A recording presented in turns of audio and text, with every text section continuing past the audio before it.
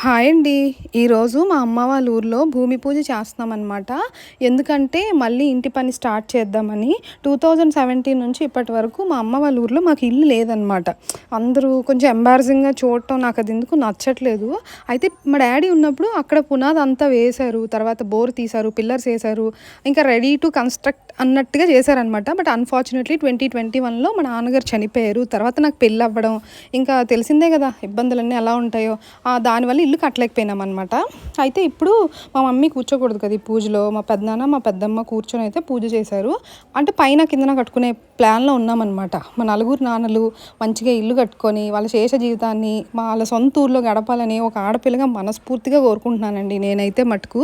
నిజంగా చెప్తున్నాను, ఈరోజు చాలా ఎమోషనల్‌గా లోగా ఉన్నాను. మా ఫాదర్ కూడా చాలా గుర్తొచ్చారనమాట. ఎన్నిసార్లు కళ్ళల్లో నీళ్ళు తిప్పుకున్నానో నేను ఈ భూమి పూజ చేసేటప్పుడు.